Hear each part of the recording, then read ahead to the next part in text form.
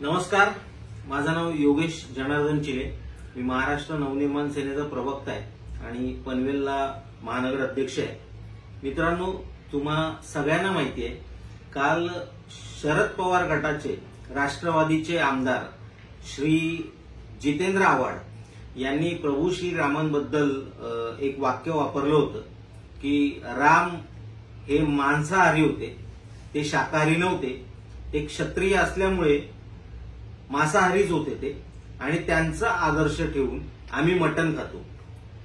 मुळात जितेंद्र आव्हाडांनी काय खावं हा त्यांचा प्रश्न आहे, परंतु श्रीरामांचा आदर्श ठेवून आम्ही मटण खातो या वाक्याबद्दल संपूर्ण देशाला आक्षेप आहे.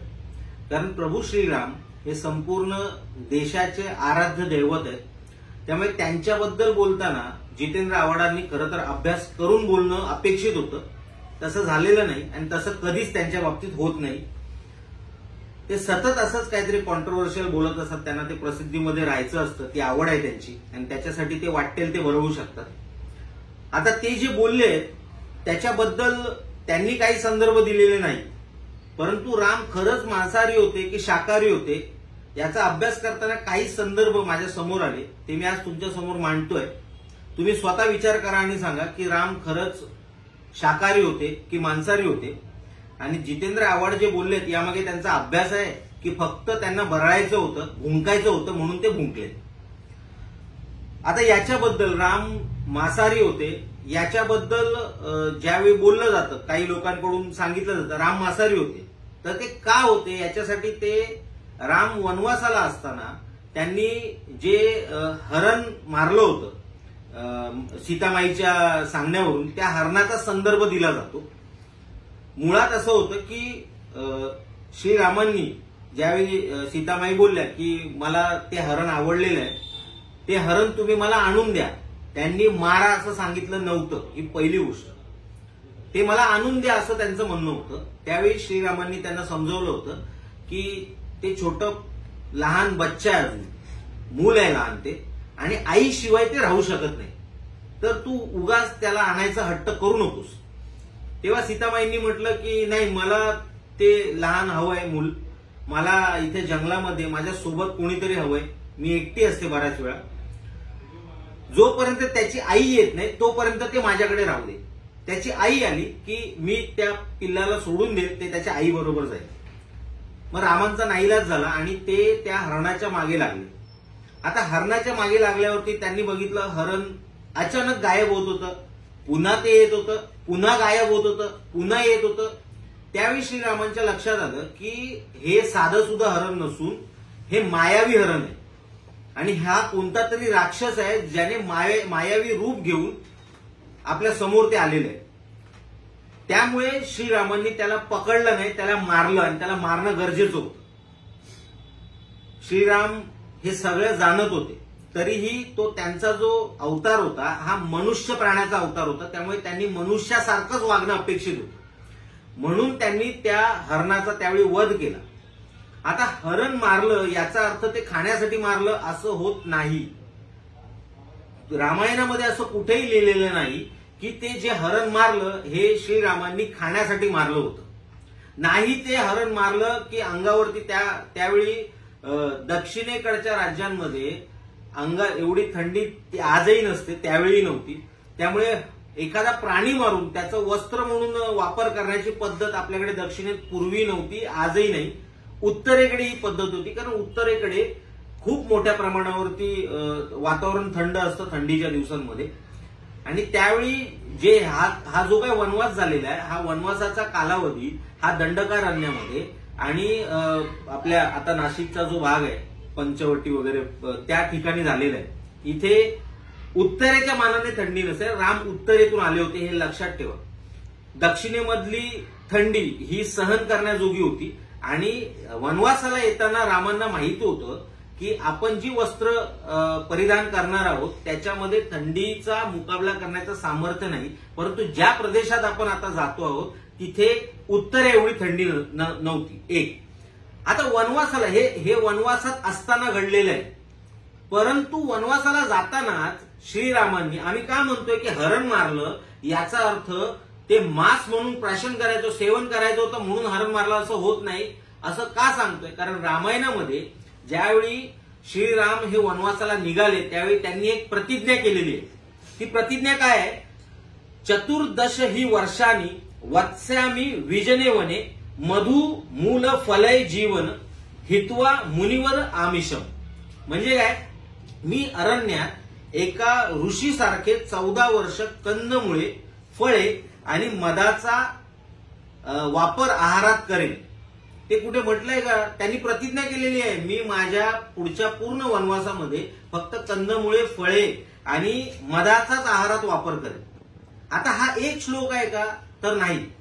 सुंदरकांडमध्ये ज्यावेळी सुंदरकांडमध्ये वर्णन आहे, मारुती राया ज्यावेळी वनवासाच्या नंतर, वनवास चालू असतानाच खरं तर रावणाने, कपटाने सीतामाईला ज्यावेळी लंकेला घेऊन गेला आणि श्रीरामांच्या आज्ञेवरून हनुमान सीतामाईला शोधायला आले अशोक वाटिकेमध्ये, तेव्हा ज्यावेळी त्यांची भेट झाली त्यावेळी सीतामाईंनी विचारलं की माझे प्रभू श्रीराम कसे आहेत, त्यांचा दिवस कसा जातोय माझ्याशिवाय जंगलामध्ये. तेव्हा मारुती रायाने सीतामाईला जी माहिती दिली ती एका श्लोकामध्ये सुंदरकांडमध्ये आलेली आहे. ती माहिती अशी आहे, न मासम राघवो भुक्ते न चापी मधु सेवते वन्यम सुविहितम नित्यम भक्तम नाती पंचम. याचा अर्थ काय? श्रीरामांनी कधीच मांस सेवन केलेले नाही, ना कधी मदिरेचे प्राशन केलेले आहे. ते प्रत्येक दिवशी फक्त कंदमुळे खाऊन जीवन व्यतीत करत आहेत. हे कधीच आहे? हे वनवासात असताना, सीतामाई अशोक वनात असतानाच हे मारुती रायांनी केलेलं वर्णन सुंदरकांडमध्ये आलेलं आहे. मग इतके संदर्भ असताना जितेंद्र आव्हाड का भुंकत आहेत की श्रीराम हे मांसाहारी होते, बहुजनांचे ते देव आहेत म्हणून आम्ही त्यांचा आदर्श ठेवतो आणि मटण खातो? याचा अर्थ एकच होतो, आणि हे आज झालेलं नाही, हे सातत्याने होतंय.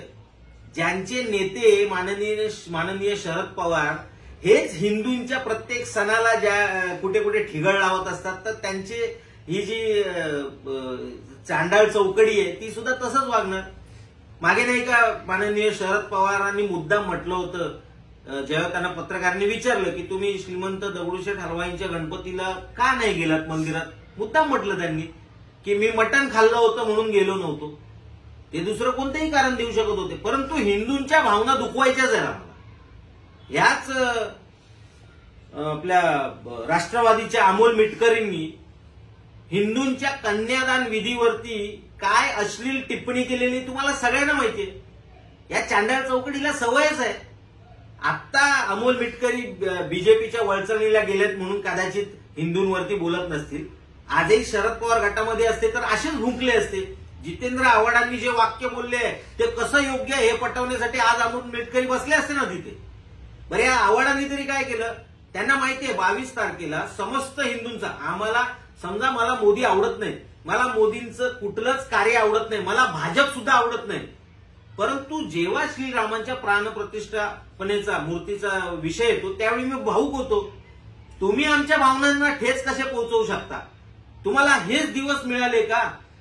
22 जानेवारी जवळ आलेले असताना, प्रभू श्रीरामांच्या मूर्तीची प्राणप्रतिष्ठा जवळ आलेली असताना जाणीवपूर्वक हिंदूंच्या भावनांना ठेच कशी मारायची हेच राष्ट्रवादीच्या माननीय शरद पवारांनी तुम्हाला शिकवलंय का? बरं, यांना फक्त हिंदूंचे सण दिसतात का?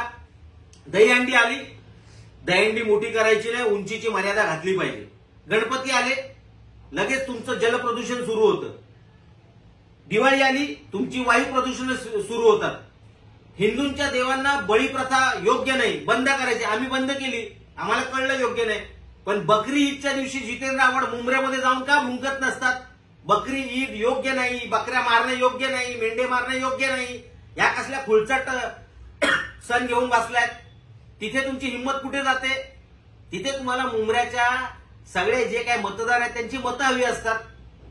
कधी त्यांच्या भावनांना दुखावल्यात का तुम्ही? प्रत्येक वेळी तुम्हाला हिंदूंच्या भावना दिसतात दुखावण्यासाठी. आणि असल्या मूर्खांना, असल्या हिंदूद्रोहींना आपण ठाण्यामध्ये मतं देतो. त्यामुळे ठाण्यातल्या हिंदू मतदारांनी आता विचार केला पाहिजे, या जितेंद्र आव्हाड सारख्यांना मतं द्यायची की नाही. हे प्रत्येक वेळी येणार नाही हिंदूंच्या भावनांचा असाच खुसपट काढत बसणार, भावनांचा आदर करणार नाहीत. तुम्हाला मुसलमानांच्या भावना मात्र जपायच्या, तुम्हाला ख्रिश्चनांच्या भावना जपायच्या. दरवर्षी नवीन वर्ष आलं की फटाक्यांची आतषबाजी तुम्हाला चालते, दिवाळीत आतषबाजी नाही चालत. त्यामुळे माझी सगळ्या हिंदूंना हात जोडून विनंती आहे, जे जे हिंदू सणांच्या आणि हिंदूंच्या विरोधात बोलतील त्यांना त्यांची लायकी दाखवून द्या. आता काही विचार करू नका, माननीय शरद पवारांचा विचार करू नका ना इतर कोणाचा विचार. तुमच्या सणांवरती, तुमच्या प्रतीकांवरती जर कोण बोलत असेल तर त्यांना त्यांची जागा दाखवायची वेळ आलेली आहे. प्रश्न काय फक्त बीजेपीचा नाहीये. बीजेपी स्वतःला हिंदुत्ववादी म्हणत असेल, वेगळी हिंदुत्ववादी काही असेल, हिंदू आम्ही पण आहोत. महाराष्ट्र नवनिर्माण सेनेचा सुद्धा प्रत्येक कार्यकर्ता हिंदू आहे, शिवसेनेचा सुद्धा प्रत्येक कार्यकर्ता हिंदू आहे, काँग्रेसचा सुद्धा प्रत्येक कार्यकर्ता हिंदू आहे. जर हिंदू म्हणून तुम्हाला या गोष्टीचा त्रास झाला असेल, तुम्ही या जितेंद्र आव्हाडच्या विरोधात बोललंच पाहिजे आणि याच्या पुढे हा कुठेही बोलायला येईल याचा निषेधच झाला पाहिजे. जय हिंद, जय महाराष्ट्र.